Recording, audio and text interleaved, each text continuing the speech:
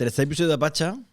Como decíamos antes fuera del micrófono, yo siempre ando por la WhatsApp con este podcast, pero lo de hoy no tiene ni puta gracia. Y hemos traído a un referente en el tema, Jaime Palomera, que es doctor en antropología económica y cofundador del Instituto de Investigación Urbana y del sindicato de Llogaret. Llevo 5 años en Cataluña y todavía se me complica el B1. ¿Cómo se diría? ¿Sindicat? De yugateras. Yugateras. Que es inquilinas. Sí. Pero sobre todo, Jaime es una de las figuras más influyentes del debate de la vivienda en nuestro país y acaba de publicar tamaño libro a mostrar el secuestro de la vivienda y que esto es una declaración de intenciones. Arrancamos fuerte, Jaime, ¿quién tiene secuestrar la vivienda y por qué? O sea, lo que está secuestrado es la función principal de la vivienda. O sea, las casas son para vivir. Pero desde hace décadas tenemos todo un sistema y unas reglas del juego que permiten usar esas casas como si fuera un producto bursátil. Y de hecho con las casas pasa algo que no pasa con ningún otro bien. Hubo un arquitecto que las diseñó, hubieron obreros de la construcción que las construyeron y básicamente se hizo para que en ellas vivieran personas. Pero tú puedes agarrar esas mismas casas y mantenerlas vacías y no pasa nada. Es decir, si tú compras esas casas y las mantienes vacías, tu patrimonio va a ir aumentando porque el precio de la vivienda siempre sube. O si quieres, en lugar de mantenerlas vacías, las puedes convertir en hoteles clandestinos, en pisos turísticos. Y vas a tener unas rentabilidades enormes. Entonces, el problema es que tú puedes usar las casas para cosas para las que no se pensaron que dan mucho dinero. Y eso genera un conflicto brutal y es lo que está rompiendo la sociedad ahora mismo. Pero porque hay pocos bienes materiales o ninguno, no se me ocurre ninguno, cuyo valor aumente con el tiempo, ¿no? Lo normal es que se deprecie, ¿no? Claro, esa es la cosa. Eso es lo que cuesta a veces de entender y es que si tú miras la historia en los últimos 200 años, en las ciudades modernas, cuando tú pones las casas en manos del mercado, por mucho que aumente la oferta, y esto cuesta de asumir, pero por mucho que aumentes la oferta, el precio de las casas no baja. ¿Y por qué pasa eso? Porque las casas están construidas sobre un bien que es súper escaso, es el que nos ha dado la naturaleza, que es la tierra. No puedes crear más, claro. No puedes crear más. Entonces, por mucho que tú construyas casas en las periferias de las ciudades, ¿no? En las grandes ciudades esto se ve muy claro, los propietarios de los terrenos y de las casas ya construidas están ajenos a la competencia y pueden subir el precio por encima de los salarios y de la economía real. Y eso no es algo que esté pasando hoy, no hemos descubierto nada nuevo. Es la historia de Europa y de las ciudades modernas de los últimos 2 siglos. Entonces, si tú pones las casas en manos del mercado, te vas a encontrar con que es muy difícil que los propietarios de los terrenos y las casas no suban el precio y que no haya ningún límite a esas subidas. Y de hecho hay otro problema ahí, y es que las personas, como necesitamos una casa para vivir, tenemos esa extraña manía que, ¿no? de querer vivir en una casa. Correcto. Pues claro, no tenemos margen de negociación. Es decir, que la demanda tampoco funciona de la manera en la que suelen pensar los economistas. Tú con las casas no puedes decir, oye, voy a dejar de consumir casas. Claro. Si tú quieres, por ejemplo, comer naranjas y la frutería sube el precio de las naranjas, puedes comprar mandarinas. Y si sube el precio de las mandarinas, pues dejas de comer fruta o cítricos porque te lo puedes permitir aunque no sea saludable. Con las casas eso no lo puedes hacer. Necesitas vivir en una casa y no solo eso, sino que sueles necesitar una casa ahí donde tienes el trabajo, la familia, los amigos, los vínculos, tus relaciones. Y eso hace que como tienes que vivir en un lugar determinado, tienes muy poco margen de negociación y por eso las personas y las familias destinamos a la casa, destinamos mucho más dinero que a cualquier otro bien. Estamos dispuestos a pagar lo que no está escrito. Eso hace que siempre hay una relación muy desigual entre quien ofrece la casa, la oferta y la demanda, que está muy constreñida. Y luego también había una peculiaridad que también comenta en el libro, que es el hecho de que por muy rico que sea, tú no vas a querer tener 12 móviles, pero sí puedes querer o sí puedes aspirar a tener 12 casas, ¿no? O sea, exacto. Por un lado, lo que vemos es que la llamada demanda tiene muy poco margen, como decíamos, pero por otro lado, cuando puede, es muy expansiva. Eso es increíble. Es decir, por ejemplo, las personas ricas, ¿no? Si tú eres muy rico, esto sucede, ¿no? Que te vas a comprar una casa seguramente mucho más grande de lo que necesitas y va a haber pues, por ejemplo, una mansión, ¿no? Una casa súper grande. Va a haber muchas habitaciones que jamás vas a usar. ¿Y por qué es eso? ¿Por qué es eso? Bueno, básicamente porque la casa también es un símbolo de estatus. Es el principal símbolo de estatus, antes que el reloj o que el coche. La casa te define. La clase social, tu nivel de vida. Entonces, esto se ve en el libro, hablo de Gran Gatsby, que si no habéis leído la novela os la recomiendo, si no también hay la peli con el Leo DiCaprio. El Gran Gatsby básicamente es un tío que quiere entrar en la alta sociedad y lo hace a través de comprarse la mejor y más grande de las casas. Bueno, esto lo hacen los más ricos, pero también lo hacen personas de clase media que, esto es curioso, ¿no? Que si pueden, o sea, una persona, si puede, siempre va a tender a comprarse una casa más grande de lo que necesita. Y no solo eso, sino lo que decías.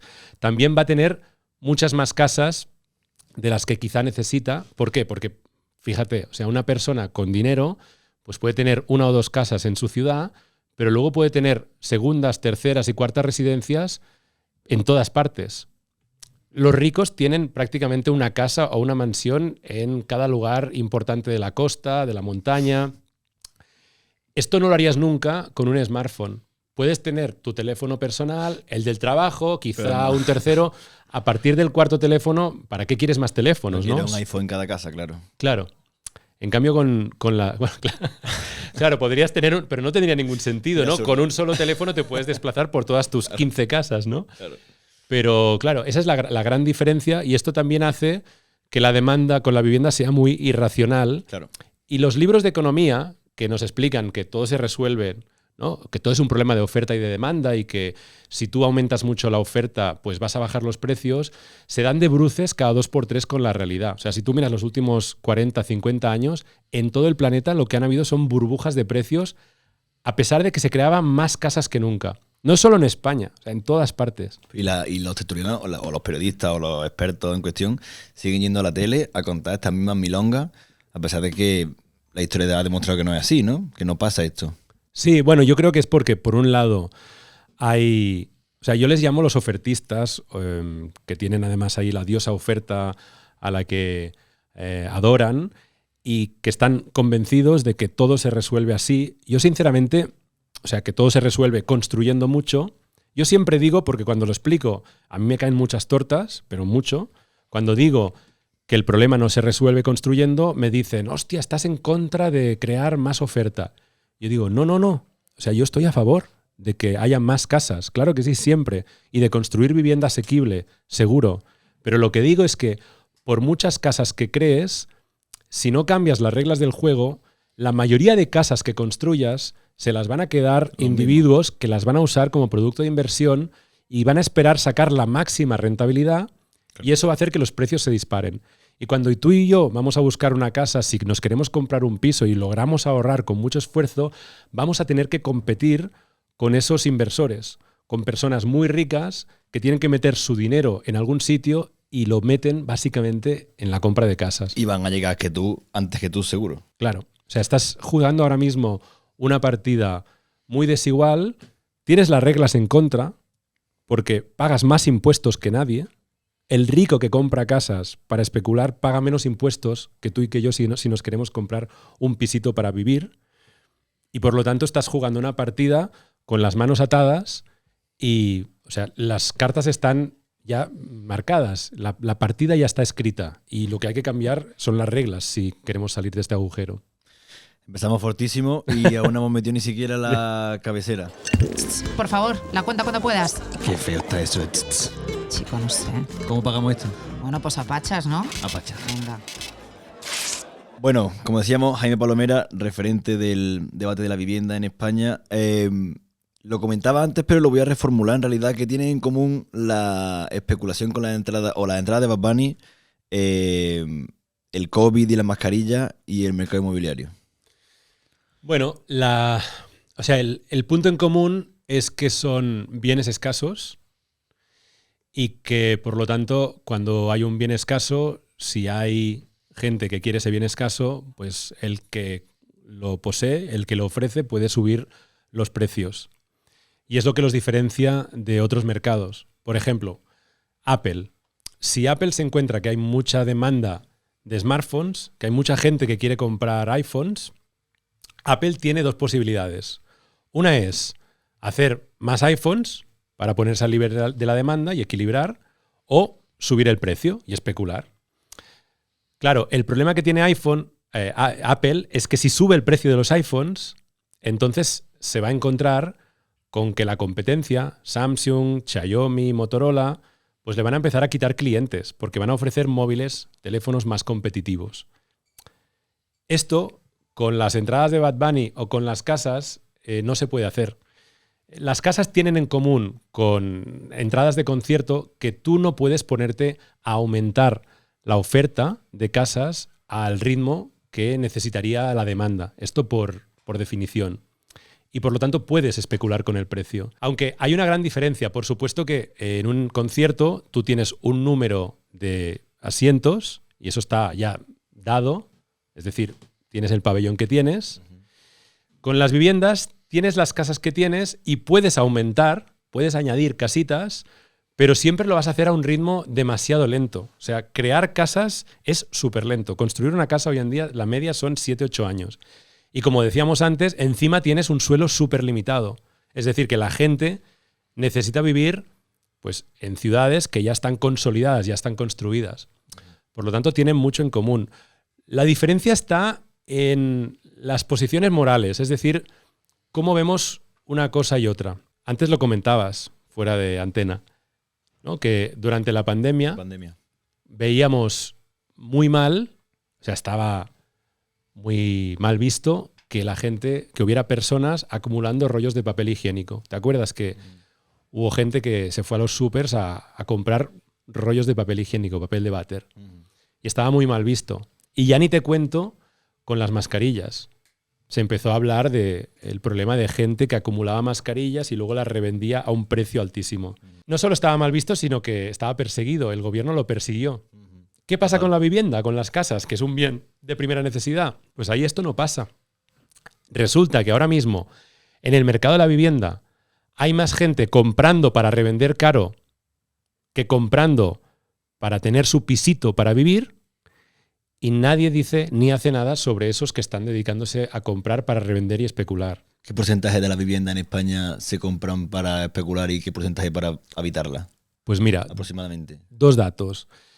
En la última década, el 56% de las casas que se han vendido se han comprado sin hipoteca, al contado.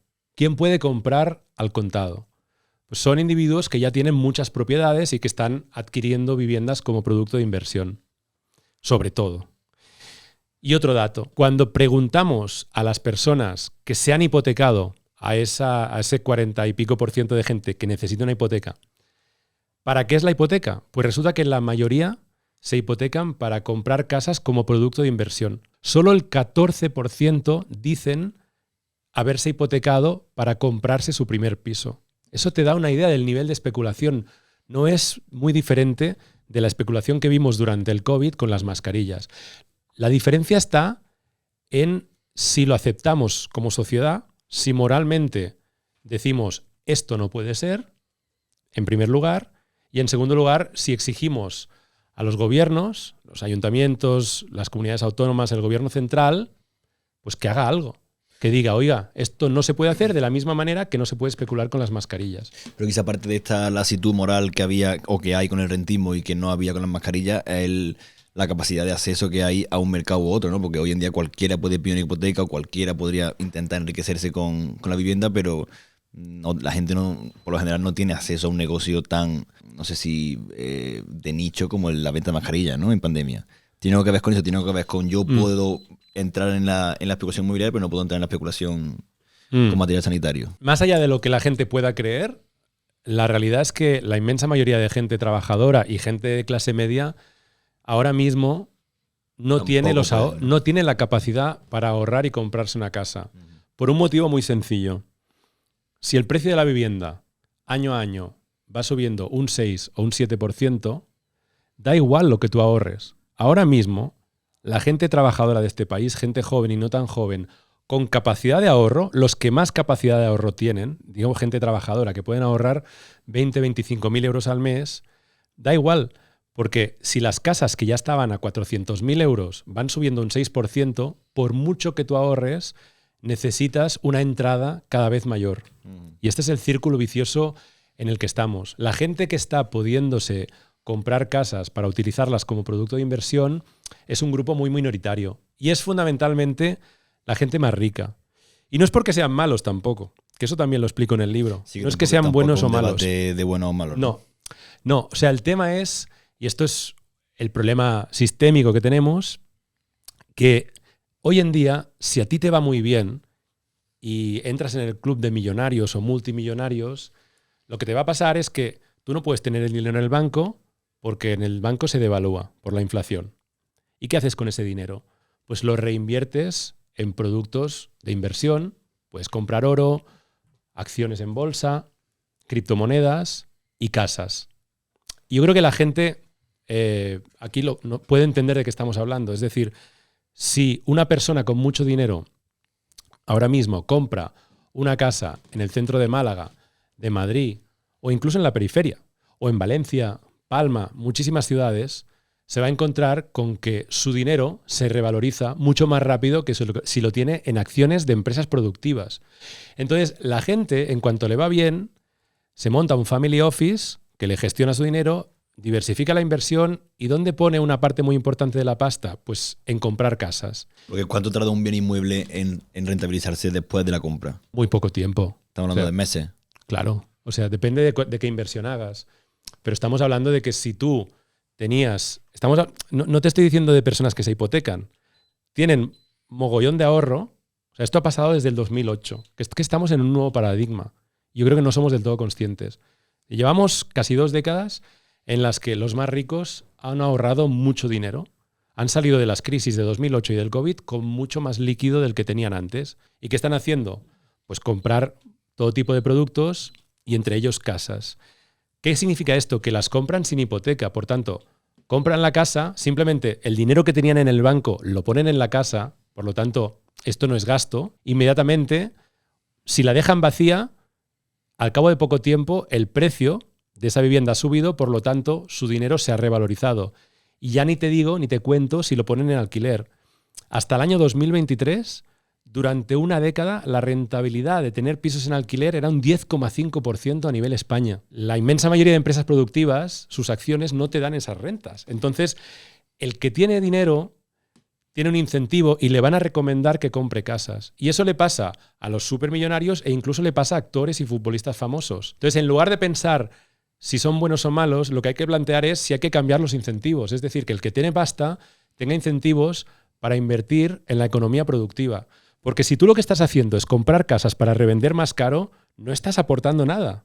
No estás construyendo casas, no estás generando oferta para la gente. Simplemente estás jugando a especular con los precios. ¿Dirías que hay algún problema o qué problema en España jerarquizarías por encima del problema actual de la vivienda? Por encima, ¿eh? O sea, el problema de fondo es la desigualdad. Que esto cuesta verlo, pero en la medida en que los más ricos son cada vez más ricos, estamos hablando de que un porcentaje muy pequeño de la sociedad tiene más de la mitad de la riqueza ya, por mucho que tú ahorres, tu posición relativa es cada vez peor. Y esto va a hacer que tus hijos y tus nietos cada vez tengan más complicado acceder a los bienes más básicos, empezando por las casas. O sea, la desigualdad es el problema de fondo. Y las casas es lo que está reventándolo todo y lo que está generando cada vez más desigualdad. Porque si el que tiene mucho dinero se dedica a comprar casas y a esperar que el precio suba, estás compitiendo con él. Estás compitiendo con gente que tiene mucho dinero, capacidad para subir precios, y tú, en cambio, estás trabajando, intentando ahorrar para entrar en esa sociedad de propietarios y cada vez lo vas a tener más difícil. Es que el tema es que ahora mismo, si no hacemos cambios de verdad, si no se hacen cambios, estamos en el inicio de un proceso de desigualdad que va a ir creciendo, donde generación tras generación va a ser cada vez más difícil tener una mínima seguridad, una mínima riqueza, que estamos hablando de que nuestros padres y abuelos lograron el sueño de ser propietarios de algo, gente que venía del arado, de la nada, del campo, logró tener su primera casita gracias al ahorro y al esfuerzo, pero también a que habían regulaciones y ayudas públicas que lo permitían. Pero ahora estamos en un nuevo paradigma y podemos cambiarlo, pero esto es cuestión de voluntad. Hay una cita que también me gustó mucho del libro, que voy a leer sin decir a quién se le adjudica. Dice aquí nuestra querida persona en cuestión, hablando sobre la figura del monopolista, del rentista, frente al común de los mortales, o al común del tejido creador de riqueza. Dice, se construyen carreteras, se trazan calles, se mejoran los servicios, la luz eléctrica transforma la noche en día, el agua se trae desde los embalses situados a cientos de kilómetros en las montañas. Mientras tanto, el propietario del suelo permanece inmóvil. Cada una de esas mejoras, se lleva a cabo gracias al trabajo de otras personas y de los contribuyentes. A ninguna de esas mejoras contribuye el monopolista del suelo en su calidad de monopolista del suelo, y sin embargo, con cada una de ellas, el valor de su tierra aumenta. No presta ningún servicio a la comunidad, no aporta nada al bienestar general, no contribuye en absoluto al proceso del cual proviene su propio enriquecimiento. Cualquiera podría pensar que tremendo bolchevique el que pronunció estas palabras, ¿no? Comunista total. Hoy en día sería un comunista de los peores. Quizá colega, amigo acérrimo de Venezuela. Exacto. ¿Y quién dijo estas palabras? Pues nada menos que un señor tan conservador como Winston Churchill. Correcto. Que yo, de alguna forma, leyendo esto, me sonaba mucho al típico elemento de la descripción de un piso en alquiler que dice: hay un mercado en la cerca, boca de metro, ¿no? Básicamente eso. Este señor que alquila su piso porque hay un mercado en la cerca se está aprovechando nada menos que de Juan Roig. Exacto. Y el trabajo de él y de otros tantos. Bueno, claro. Sí, sí. Bueno, fíjate, yo no sé si a ti te salen, quizás mi algoritmo, pero yo constantemente me salen anuncios en Instagram, en YouTube, en TikTok, de inmobiliarias e inversores que me dicen: si compras una casa o un piso en esta zona, como van a hacer una estación de metro brutal, en 3 años vas a poder revenderlo a un precio mucho más alto. O sea, el mercado inmobiliario sabe que esto funciona así. Claro. Es decir, la cosa va de aprovechar que la administración, con el dinero de los contribuyentes, invierte en un determinado barrio y que se genera además mucha actividad económica, que la gente quiere vivir y trabajar ahí, claro, para decir, si compras ahora, en un tiempo, pues podrás subir el precio y básicamente vas a obtener unas rentas sin haber tú tenido que invertir en el piso. Sin haber pegado ni golpe. Claro. Exacto. Y claro, esto también, cuando cuento esto, hay inversores que se enfadan porque dicen: oye, yo he tenido que reformar el piso que acabo de comprar, ¿no? Y hay gente que dice: ostras, la construcción también funciona así. Y dice: no, es que estamos hablando de cosas diferentes. O sea, y te dicen, ¿no? El precio de reformar un piso es importante. Los costes, contratar mano de obra, los materiales. Pero esos costes, aunque hayan subido en los últimos años, que han subido, eso no justifica que el precio de la vivienda se haya disparado como se ha disparado. Lo que permite subir el precio de la vivienda al propietario de un suelo o de un edificio es básicamente toda la inversión pública y la actividad económica que hay alrededor. Claro, es que al final volvemos a lo de antes.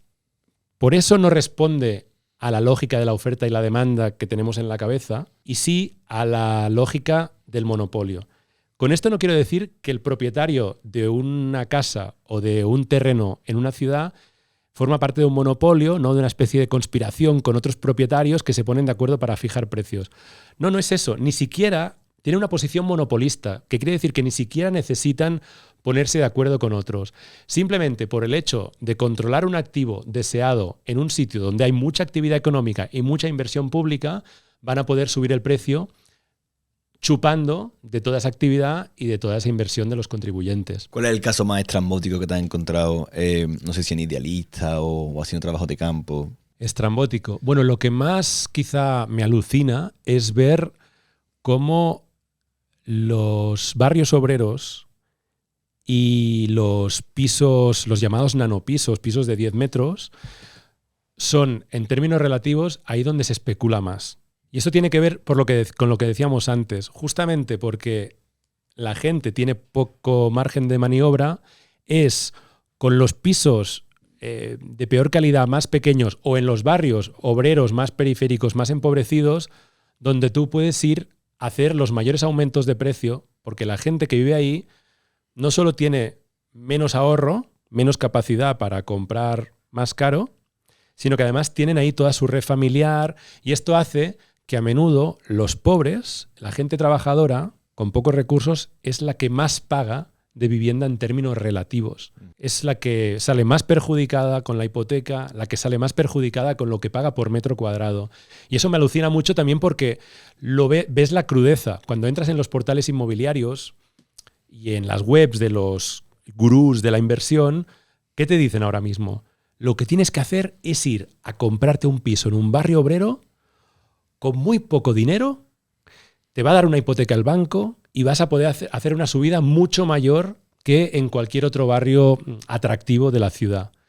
Y esto a mí me impacta sobre todo porque eso tiene consecuencias brutales. Gente que se está endeudando hasta las cejas y mucho sufrimiento, mucha desigualdad. Lo jodido de esto es que los que lo promueven no son del todo conscientes. Hay mucha gente que, vuelvo a los gurús de YouTube y de Instagram, a mí me salen constantemente, que te invitan a vivir de rentas. No sé si os ha pasado alguna vez que te encuentras con que hay vídeos de gente diciéndote, tú también puedes vivir de rentas. Poco más o menos como que eres tonto si no lo haces, ¿no? Claro. ¿Y qué te dicen? Y te puedes liberar de la nómina que te esclaviza. Te puedes liberar del jefe y conseguir la libertad financiera.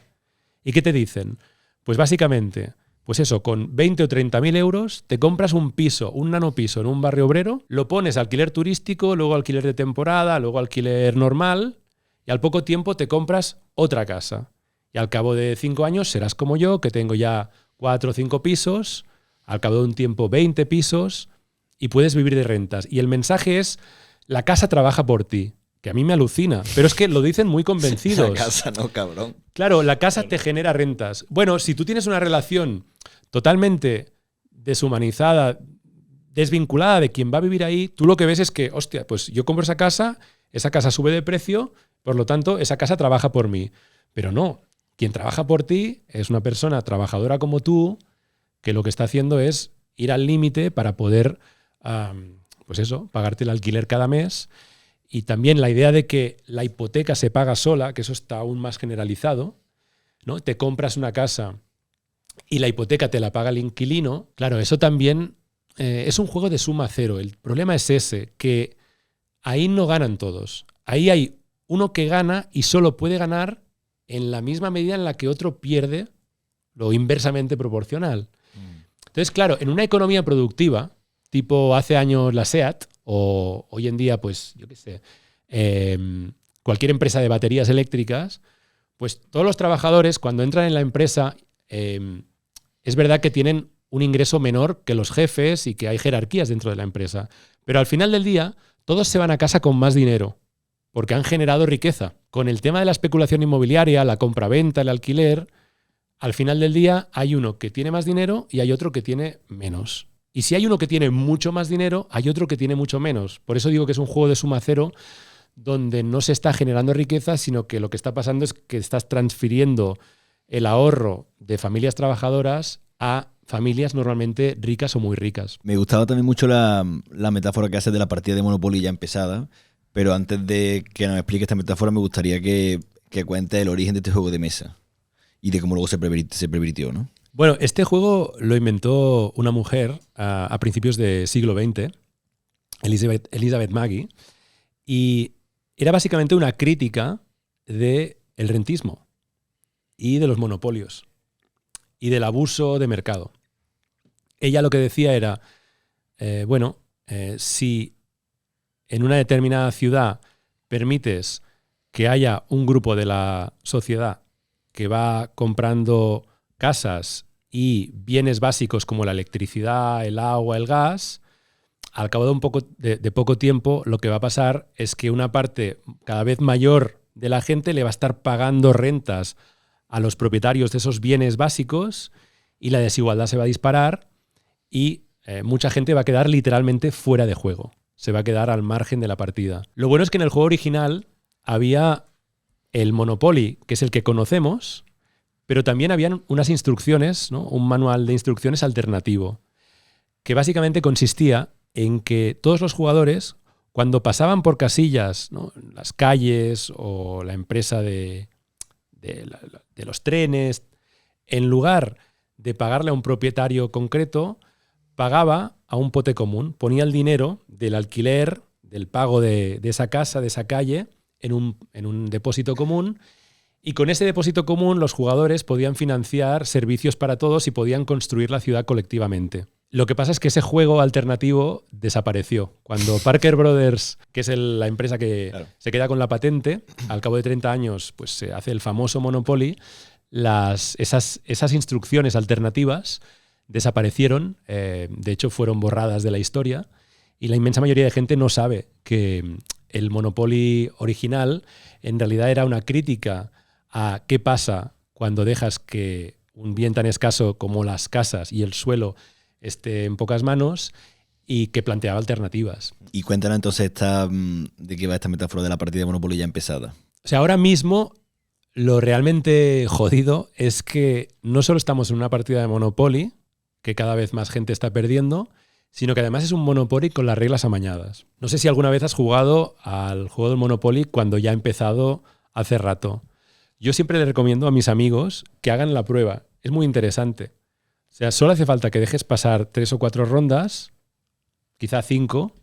Si tú entras en la quinta o en la sexta ronda, lo que te va a pasar es que vas a ir cayendo en las calles que ya tienen propietario, vas a ir pagándoles alquileres cada vez más altos, te va a costar mucho comprarte tu calle, tu casa, y al cabo de pocas rondas vas a estar arruinado, vas a estar viendo fuera del juego, al margen de la partida, cómo los que siguen jugando cada vez son más ricos, y tú pues te vas a buscar un kebab al bar de la esquina, y además los que están jugando se van a estar riendo de ti de cómo no has jugado bien tus cartas. Pues eso es lo que está pasando ahora mismo, pero con el añadido de que esos jugadores que hace rato que estaban en la partida cuando tú has entrado tienen todo el sistema fiscal a su favor. Es decir, cuando compran una casa pagan menos impuestos que tú. Los más ricos ahora mismo tienen ayudas fiscales que hacen que las casas les salgan más baratas que a cualquier familia trabajadora. Cuando pasan por la casilla de salida, también pagan menos impuestos al Estado, IRPF, impuesto de sociedades, que cualquier familia normal. O sea que encima aquellos que ya tienen muchas casas y que están acaparando cuentan con las reglas a su favor, con toda una serie de ayudas fiscales, dinero de los contribuyentes, para que puedan seguir haciéndolo. Y las familias trabajadoras ahora mismo pagan más impuestos que nadie por su trabajo y pagan más impuestos que nadie cuando se quieren comprar una casa, teniendo que competir, como ya tienen que competir, con esos grandes jugadores. Entonces, realmente, por eso digo que no es un mercado. O sea, el sistema de la vivienda no es un mercado. Es un juego con las reglas amañadas. También me pareció muy loco el caso de la enfermera. Bueno, no sé, igual que tanto spoiler estoy haciendo del libro, pero el caso de la enfermera de Ibiza, a la que le salía más rentable viajar todos los días de Mallorca a Ibiza, porque trabajaba en Ibiza y era imposible encontrar allí una vivienda. Y incluso llegó a ver anuncios de un sofá por 600 euros. Esto que se nos antoja como algo lunático. Igual no estamos tan lejos de eso en otras ciudades que no sea, o en otro municipio que no sea Ibiza, ¿no? No. Es que vamos camino de eso, ¿no? Sí, totalmente. Mira, en Valencia hasta hace poco pensaban que lo de Barcelona y Madrid era una locura. Ahora se lo están encontrando ahí. Y estamos en Madrid, pues en una ciudad como Madrid, seguramente esto ahora mismo parece impensable, pero cada vez lo es menos. Fíjate que Toledo hasta hace poco parecía lejano, ya forma parte de Madrid. Total. Lo siguiente es Segovia. La gente se está yendo a Segovia. Y vamos camino de convertirnos en una ciudad americana donde ahí hablan del supercommuter. Commuter es el commuting es, para quien no lo sepa, en inglés significa el viaje que haces del trabajo a casa y de casa al trabajo. Entonces, el commuter históricamente en Estados Unidos era la gente que vivía en zonas suburbanas y pues quizás estaba media hora, 3/4, 1 hora. Ahora ya hablan del supercommuter, que son personas que, por ejemplo, en la periferia de San Francisco, cada día, o sea, viven ahí en la periferia y cada día viajan 2 horas de ida y 2 horas de vuelta en su coche privado. Este tipo de situaciones en lugares como Madrid ya no son tan impensables y en lugares como Palma aún menos. Efectivamente, te encuentras con situaciones tan disparatadas como, ostras, me cuesta tanto pagarme una casa aquí que voy a vivir en otra isla y cada día voy a coger un avión para ir a trabajar. Situaciones como estas, que venimos relatando todo el rato durante el episodio, han generado un fenómeno que hace unos años era un poquito, podría ser marciano, que es el de la turismofobia. Y que incluso tiene detractores que usan el argumento de, bueno, es que el turismo genera riqueza, el turismo trae dinero, ¿cómo te vas a quejar de los guiris de tu barrio si poco más o menos que tienes que dar las gracias, ¿no? Porque vengan. El tema es que el turismo y toda la industria que hay alrededor se aprovecha o utiliza los atractivos naturales de un sitio de costa, de un sitio de montaña, y eso hace que de repente esa zona sea súper interesante para la inversión inmobiliaria y que quien tiene dinero se ponga a comprar propiedades ahí aunque no vaya a vivir. Es decir, si tú tienes mucho ahorro, de repente una zona turística es una zona donde los activos inmobiliarios, los suelos ahí son súper atractivos. Entonces tienes el problema de que es un tipo de economía, la turística, que atrae mucho a la especulación inmobiliaria. Al mismo tiempo, resulta que es una economía que en general se está sustentando en salarios relativamente bajos, por lo tanto lo que hace es disparar la desigualdad. Por un lado tienes a los que están detrás de la misma industria turística también invierten mucho en ladrillo. Entonces, por mucho que yo a ti te suba un poco el sueldo, si yo me estoy dedicando a comprar casas y a esperar que suba el precio, estoy haciendo que para ti sea muy complicado vivir y trabajar en esta zona turística.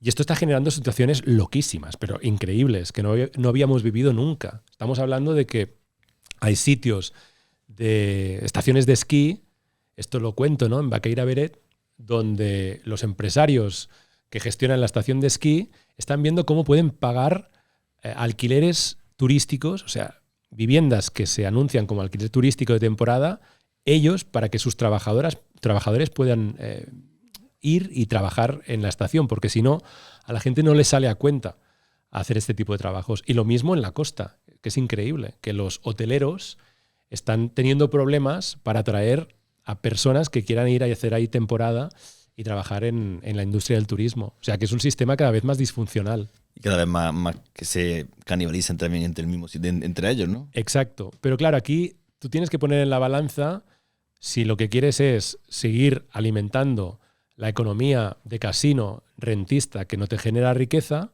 que se basa en las rentas del suelo, en la especulación, o si quieres que la economía productiva tenga más peso. Por ejemplo, en el País Vasco este problema no lo tienen. En el País Vasco, la economía productiva es la base de su sociedad, de su modelo. Por supuesto que tienen el problema de la vivienda, no están exentos de sus dificultades. Pero a diferencia de lo que pasa en el resto de territorios, ahí tienen muy claro que las rentas inmobiliarias no pueden ser lo que dinamice la sociedad y la economía, porque terminan generando mucha desigualdad y comiéndose a la economía productiva. Y es el único sitio en todo el país que ha mantenido una industria, y una industria muy competitiva. Pero claro, luego esto también da lugar a casos tan locos como el caso del barrio de Santa Cruz en Sevilla, que en el 2023 el 61,2% de sus 1.000 y pico viviendas eran de uso turístico, según un informe además de la Asociación de Empresas Turísticas Exetur.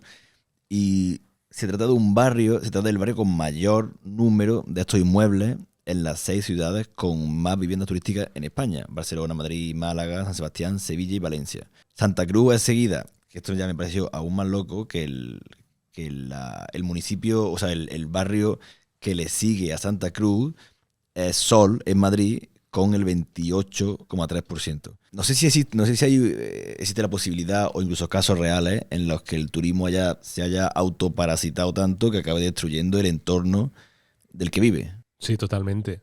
O sea, tienes lugares en el mundo que han explotado tanto el territorio y lo han convertido tanto en un parque temático que a los turistas cada vez les parece menos interesante. Claro. Esto quizá te ha pasado, que vas de viaje a un determinado sitio esperando encontrar un lugar único, diferente, donde vas a aprender cosas que no son las que ves normalmente en tu pueblo, en tu ciudad, y te encuentras con algo que te recuerda a otras ciudades parque temático que ya has visto y que por lo tanto no tienen nada de singular. O sea, el turismo se basa sobre todo en explotar la singularidad del lugar, lo que lo hace atractivo, lo que lo hace diferente. En teoría, el turismo La idea del turismo es que tú visitas un sitio y a través de ese sitio aprendes más sobre el mundo e incluso aprendes sobre ti mismo. Es una experiencia casi como los antropólogos. Cuando los antropólogos se van a otra sociedad, van a aprender sobre esa sociedad, pero también para saber más sobre la propia, porque en las diferencias entiendes más sobre el mundo. En teoría, idealmente, el turismo debería ser así, pero hay una parte de la industria turística en muchos sitios que lo que termina haciendo es convertir a estos lugares que tal vez tenían algo de singular en sitios homogéneos, aburridos, y eso hace que los turistas pierdan interés. Entonces las ciudades compiten y los pueblos compiten todo el tiempo para brindar experiencias distintas, ¿no? Pero en todo caso, el problema del turismo, sobre todo, es que es una economía que está generando mucha desigualdad y que tiene tremendas externalidades negativas. O sea, hemos hablado de esta, que es que te cambia el lugar hasta el punto de hacerlo irreconocible y hacerlo anodino para los vecinos y para los turistas, pero también tiene el problema de que, sobre todo, ataca a las bases materiales de esos lugares, que es poder tener una casa. Es decir, que hace que tener casa en esos sitios sea muy complicado. Y de nuevo, aquí hay un malentendido muy grande. Realmente hay mucha gente que piensa que del turismo puede ser que viva tu tía o tu hermano, ¿no? Poniendo un pisito en alquiler turístico. Y por supuesto que eso existe. Pero lo que estamos viendo en todo el planeta es que una vez que Airbnb se ha adueñado de un determinado barrio, de una determinada ciudad, lo que pasa al cabo de poco tiempo es que la mayoría de las casas que están en Airbnb están en muy pocas manos. Es decir, que al final, que puede ser que al principio haya pues una cierta democracia Airbnb, donde cualquiera puede poner un piso en el mercado turístico, más o menos, pero con el tiempo lo que estamos viendo en ciudades como Barcelona, como Canarias, como Baleares, es que buena parte del mercado turístico, de los pisos turísticos, están en muy pocas manos. Es que estamos hablando de que en Barcelona la mitad de las viviendas turísticas están en manos de menos de 400 familias. Es que es loquísimo, claro. Vale, pues vamos a invitar a nuestra querida Lucía Moss y su sección Sobremesa.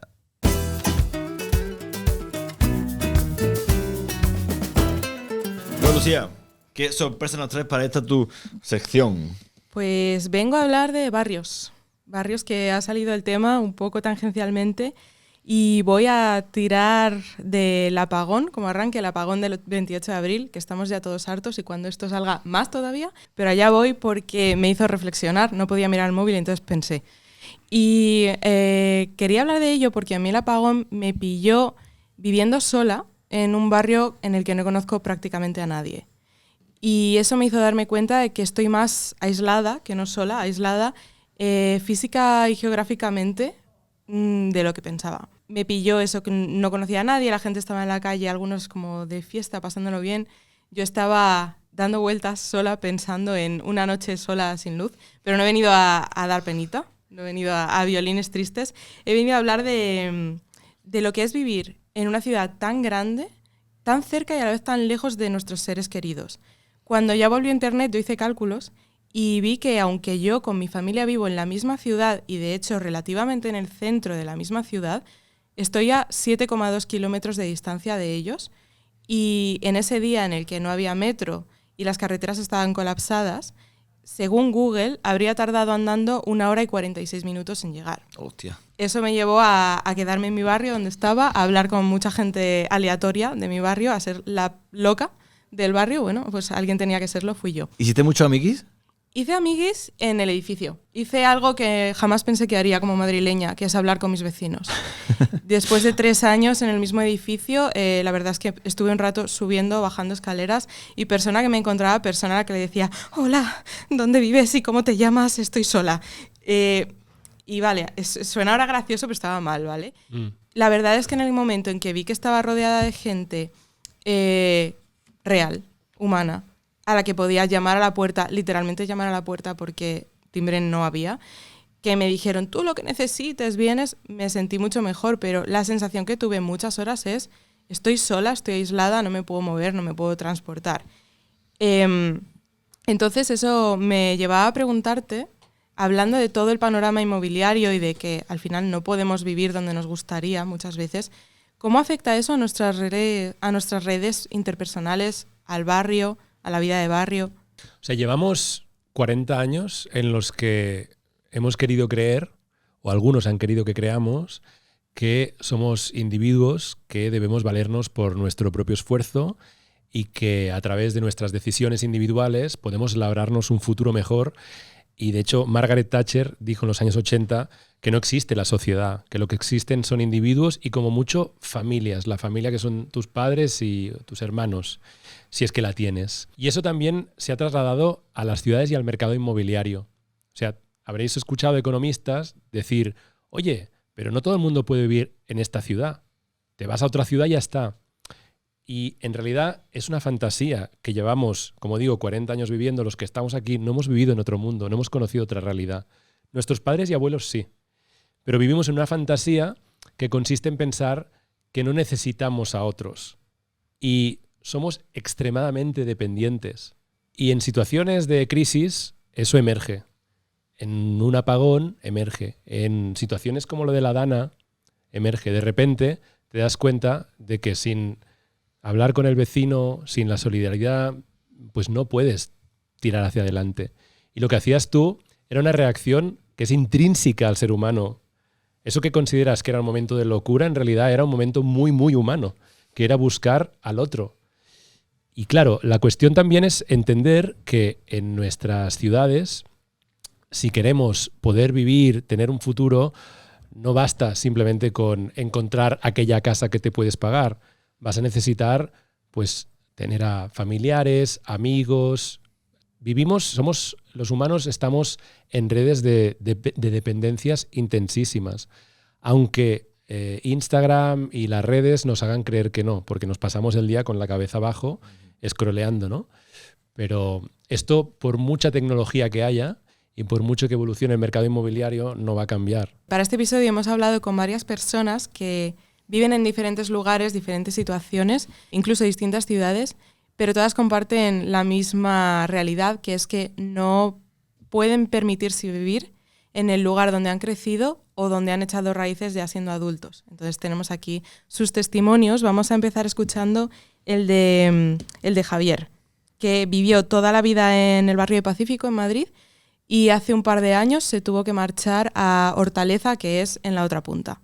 Yo me he ido de mi barrio toda la vida, en el que vivía de alquiler, pero que un día mi casera me mandó un burofax para decirme que me tenía que ir, porque iba a vender el piso, básicamente. Y eso supuso abandonar pues toda mi red de seguridad, a mis padres, a mis amigos, a irme a un barrio que me lo pudiera permitir, que está como a 20 minutos en coche, a 45, una hora en transporte público y todo lo que ello supone, volver a empezar de cero en cuanto a cierta amistad, cierto círculo cercano y bueno, con todo lo que ello conlleva. ¿Cómo lo veis? El caso de Javier, que un buen día te llega un burofax, te tienes que ir de el que ha sido tu hogar en los últimos años y ya no puedes encontrar piso en tu barrio de toda la vida. O sea, habría que ver la historia. Es posible que la casera tuviera solo esa casa y necesitara venderla y estas situaciones a veces pueden llegarte a pasar. Aunque es verdad también que lo que estamos viendo desde hace años es que muy a menudo se le dice al inquilino tengo que vender esta casa o la necesito para mi hijo porque es la manera más rápida de que se vaya sin quejarse o sin intentar negociar, ¿no? Y luego resulta, yo he visto infinidad de casos que lo convierten en un alquiler turístico o que simplemente lo alquilan a alguien que paga el doble o hacen un co-living. Pero también nos habla esta situación desde la perspectiva de este chico del mundo en el que vivimos en este país. Porque si tú te vas a Francia, solo tienes que cruzar los Pirineos, cruzas la frontera y estás en un mundo totalmente diferente. En Francia, tu contrato de alquiler se renueva siempre, a no ser que el propietario necesite recuperar la vivienda para un uso propio o para un hijo, una hija, o que tenga que venderlo, pero entonces tiene que demostrar que lo va a vender. Y lo mismo pasa en Austria, en Alemania y en otros sitios en Europa. Aquí tenemos un mercado del alquiler que te condena a la precariedad. Es decir, no te puedes proyectar viviendo a futuro, ¿no? En una misma casa. haciéndote quizá mayor, ¿no? En una casa porque no sabes si te van a echar. Pero eso es básicamente una ley, es una norma. Son, de nuevo, las reglas del juego de las que hablábamos antes. Y si no se cambia eso, lo que estás haciendo es condenar a 1 o 2 generaciones a vivir toda la vida con la inseguridad de si me echarán de casa. Y una de las cosas que hemos visto, y esto es brutal, en los últimos años, es que estamos muy instalados en el mito del gran éxodo, que nos están echando de la ciudad y que todos vamos a la periferia. Pero lo que vemos con los datos es que la mayoría de gente que se cambia de casa no se va de la ciudad, sino que lo que hace es mudarse o al mismo barrio o al barrio de al lado, y hay gente que está instalada en el nomadismo constante. Y lo vemos que es que en Madrid y en Barcelona, en los últimos 5 años, entre el 70 y el 80% de la gente inquilina se ha mudado al menos una vez. Un nivel de inestabilidad que lo que hace es empujarte a ver si me puedo comprar un piso, aunque sea endeudándome a 35 años y con 1.000 euros, 1.500 al mes, ¿no? Claro, es que si no, cada 5 años como mucho hay que pasar el casting, porque ya no es una búsqueda de piso, es una competición, es el salvaje oeste y es el casting. Yo la última vez que empecé a buscar piso, requisitos, nóminas, contrato de indefinido, no sé qué. Pero lo que más me llamó la atención es que hablé con el casero y me dice, ¿por qué te quieres mudar? Y yo, ¿qué?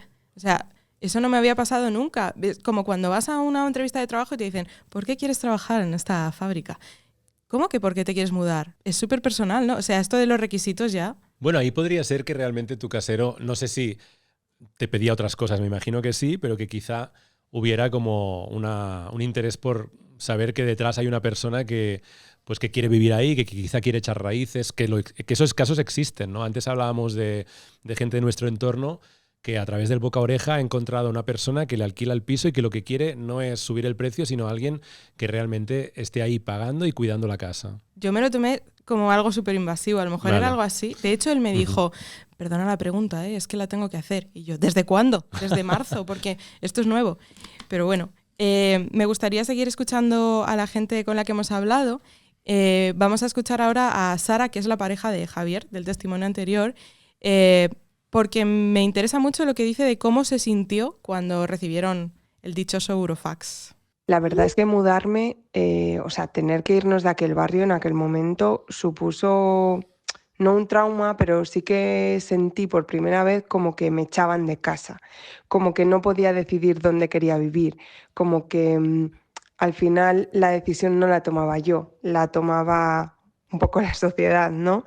Pues eso, me sentí un poco expulsada del barrio. Dice Sara que la decisión la tomaba la sociedad, pero la tomaba el mercado más bien, ¿no? La tomaba, en este caso, el individuo que posee ese inmueble, pero también la tomaba en términos sistémicos la máquina del rentismo. Que esto es muy importante entenderlo. Hay quien piensa que la ciudad es el resultado de un conjunto de decisiones individuales. Es decir, una serie de personas que se quieren mudar a ese barrio a vivir, eso es la ciudad. Y, por ejemplo, se habla mucho del fenómeno de los nómadas digitales, de los expats, de la gente que está de paso, como si fueran personas que les ha encantado esa determinada ciudad y se han ido a mudar ahí, se han ido a vivir y han cambiado la morfología, ¿no? La apariencia de esa ciudad, de ese barrio. Pero en realidad, el mercado inmobiliario, el rentismo, tiene estrategias. Es decir, cuando una empresa productiva empieza a producir un tipo de producto, pues es una decisión estratégica que toman los directivos, que toma la empresa. Con lo inmobiliario y con la ciudad pasa lo mismo. Desde hace años el sector inmobiliario está diciendo no nos interesan o nos interesan cada vez más los vecinos permanentes. A menudo lo que se dice es no nos interesan los españoles, nos interesan europeos de pasta y sobre todo que estén pocos meses. Entonces, ¿qué está haciendo cada vez más el mercado inmobiliario? Es priorizar las personas de paso, ese expat, ese nómada digital, porque son personas que están dispuestas a pagar mucho más, a menudo porque están durante una estancia corta en la ciudad y eso hace que quizá pues van a gastar más de lo que gastarían si tuvieran un alquiler de larga duración y además están pocos meses, lo que te permite que al cabo de unos meses, cuando se va, vuelves a subir el precio. O sea, no hay nada más atractivo que una figura, una persona que está de paso. Y lo que se dice, esto me lo han dicho a mí caseros inmobiliarias muy habitualmente, es que los españoles dan muchos problemas. No tiene que ver con la nacionalidad, tiene que ver con si la persona quiere echar raíces y por lo tanto quiere un alquiler estable, te va a pedir que hagas reformas, el piso se va a desgastar y claro, eso te interesa menos que alguien que está de paso y que seguramente hace un uso menos intensivo y paga mucho más. El fenómeno de los estudiantes. Claro, la gente piensa que son familias ricas. Sí y no.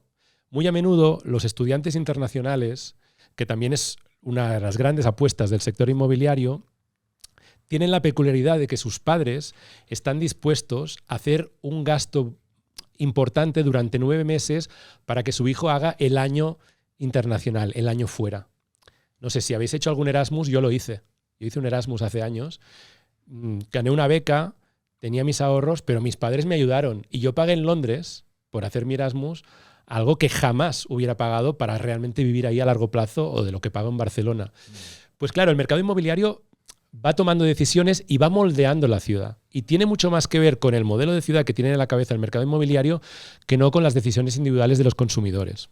Muchas veces, más que con la acción de uno, es con la inacción de quien debería ponerle coto a estas claro, cosas, ¿no? Es que otra vez hablamos de las reglas amañadas. Es que resulta que en este país, como en muchos otros en Europa, si tú eres un nómada digital y vives entre Madrid y Dubái, pues pagas menos impuestos que cualquier madrileño normal. Tenemos una ley, esto ya viene de la ley Beckham. ¿Os acordáis de Beckham, el futbolista que trajo Florentino Pérez?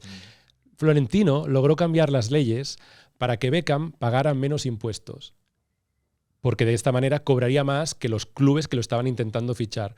Pero esta legislación se ha ido renovando para supuestamente atraer talento internacional, la figura del nómada digital, que resulta que básicamente está viniendo aquí porque paga menos impuestos. Esto lo dicen ellos mismos. Gente muy rica que pasa 4 o 5 años entre ciudades de España y otras ciudades del mundo y que básicamente están aquí no porque vayan a crear una empresa y tal, que es la idea, que supuestamente pagan menos impuestos porque van a generar sitios ¿no? lugares de trabajo, empleos, sino porque básicamente les sale muy rentable y pagan menos. O sea, es que hay leyes también que están diseñadas para atraer a este tipo de perfil. A mí me gustaría escuchar un último testimonio, si os parece bien, antes de cerrar y comernos este jamón, porque no veo el hueco. La verdad, el tema es muy serio como para coger un trozo de jamón. Que es el de Eloísa, porque me recuerda a lo que has hablado antes de los supercommuters y porque me lleva a hacer preguntas finales importantes. Yo soy una chica de 30 años que aunque vivo en la ciudad no puedo permitirme vivir en ella. Yo tuve que dejar mi alquiler hace unos años y volver a la casa de mis padres, a un pueblo a unos 15 kilómetros de la capital, ya que los alquileres empezaron a subir desproporcionadamente. El problema ya es tal que ni siquiera puedo alquilar en mi propio pueblo porque estamos ya a unos precios de centro de ciudad, ya que la gente de la propia ciudad, al no encontrar opciones, van buscando en los pueblos aledaños. Por lo tanto, los jóvenes nos tenemos que olvidar de encontrar un alquiler asequible y muchísimo menos de comprarnos una vivienda. Entonces, si los precios suben a lo loco y ya no es que queréis vivir en el centro de las ciudades, es que ya no puedo vivir en la periferia, en el pueblo, se va extendiendo el problema a capitales de provincia, ciudades pequeñas, pueblos, la sensación que tengo es que nos vamos a caer por el borde del mapa de España. ¿Qué hacemos? Socorro. Es que es muy buena metáfora. Realmente estás empujando a una generación, y te diría casi ya 2 generaciones, los millennials, la generación Z. Los millennials fueron los primeros en ver ese precipicio. Y ya por detrás están viniendo la generación Z que también está siendo empujada, ¿no? Y ya no te hablo de las siguientes generaciones. O sea, ahora mismo la especulación inmobiliaria y la vivienda se ha convertido en el motor de desigualdad que se está comiendo el futuro de la gente joven y no tan joven. Yo tengo 42 años, pero llevo toda la vida viviendo de alquiler y no he conocido otra cosa. En mi ciudad es muy complicado comprarse una casa. Y mira que trabajo y ahorro y me esfuerzo, trabajo demasiado, creo. Pero es que estoy viendo cómo la gente más joven que yo, con la que trabajo, de 20 y tantos, ya ni siquiera se plantean tener casa y tener hijos. Y eso tiene que ver con que el modelo social de este país, que duró 50 años, del que se beneficiaron nuestros padres y abuelos, que les permitió tener una casa gracias a su esfuerzo, ya no lo puede reproducir más. En 2008 hubo una crisis brutal, pero fue el inicio de otro modelo social. Un modelo social donde solo vas a entrar en la sociedad de propietarios si tus padres te ayudan o si heredas. Y yo creo que eso no nos lo podemos permitir. O sea, creo que debemos dotarnos de un modelo social donde realmente vas a llegar a donde vas a llegar gracias al esfuerzo, que yo creo que es algo que es compartido. Hay gente de izquierda, gente de derecha, ¿no? Yo valoro mucho el esfuerzo y que la gente trabaje, pero ahora mismo la inmensa mayoría de personas jóvenes lo que ya están viendo es que por mucho que te esfuerces, lo tienes muy complicado porque tienes las reglas en contra. Claro, es que también venimos de un modelo donde creíamos que todo el mundo podía ser propietario de una casa cuyo precio siempre subía y eso enriquecía a todo el mundo. Pero es que es un modelo totalmente contradictorio porque hay un momento en el que si las casas no paran de subir de precio, la gente más joven no puede entrar. Eso es lo que nos está pasando ahora. Entonces hay que tomar una serie de decisiones muy valientes que consisten fundamentalmente en impedir el acaparamiento de casas, facilitar que la gente que no tiene casa pague menos impuestos para poder ahorrar y construirse un futuro, y que la gente que ya tiene muchas casas, que hablo de gente, siempre hablo de gente rica o muy rica, pague más impuestos cuando lo que hace es comprar casas para subir precios. Esa es la primera medida que deberíamos tomar, que nadie habla de ella. Pero mientras no hagamos esto, sino que estamos haciendo todo lo contrario, pues la desigualdad va a seguir creciendo. Y yo creo que para mí el mensaje positivo de esperanza es que no nos queda otra alternativa. A no ser que asumamos que vamos a vivir cada vez peor y nuestros hijos aún peor, en una sociedad cada vez más desigual, no nos queda otra que trabajar para que la gente que vive de su trabajo, que no tiene muchas propiedades, pueda labrarse un futuro. Y eso solo pasa por las medidas que os comentaba. Y podríamos hablar de otras, pero seguramente tampoco quiero aburriros. Pero se está calentando la ensaladilla. Vamos a pedir la cuenta, por favor, que vamos a ir cerrando ya esta hermosa conversación con don Jaime. Ha dado algunas soluciones, algunas posibles soluciones. No sé si para ya ir cerrando intentar hacerlo breve, porque también nos queremos entretener mucho más. Déjalo por aquí, ahora pagas tú, Lucía. Sí, que yo he comido más que nadie. Efectivamente. ¿Cuáles serían? ¿Hay algún referente al que mirar, un espejo en el que mirarnos, donde ya se hayan aplicado ciertas de estas medidas de las que tú hablas y que hayan funcionado y que se demuestre que no es una utopía? Sí. O sea, ahora mismo hay 2 ciudades en el mundo que han logrado resolver el problema de la vivienda. O que, digamos que en esos sitios la vivienda no es una fuente de angustia o un quebradero de cabeza. Viena y Singapur. De Singapur se habla muy poco. Quizá Viena ha salido bastante por la tele. ¿No? Sí, porque tiene mucha vivienda pública. Singapur también, pero Singapur tiene otra cosa. O sea, Singapur, por un lado, lo que hace es que si tú no tienes casa, te ayuda a que puedas tenerla, pagas menos impuestos, te compras una casa con la ayuda pública, pero a cambio tú no puedes vender esa casa a un precio superior, no puedes especular con esa vivienda. Y al mismo tiempo, si tú ya tienes casa y quieres seguir comprando casas, tienes que pagar más impuestos que nadie. Claro, Singapur, seguramente por la conciencia que tienen de que ahí realmente el tema de la escasez es que es una isla y un conjunto de islas más pequeñas, pues han tomado una serie de medidas desde los años 60 para impedir la acaparación, igual que hacíamos aquí durante la pandemia con las mascarillas, porque sabíamos que tenían que llegar para todas, para todo el mundo, y que habían límites, ¿no? Que no habían suficientes mascarillas si la gente se ponía a acapararlas. Pues ahí han visto que esto sucede con la vivienda de una manera mucho más extrema y desde hace décadas aplican esta medida.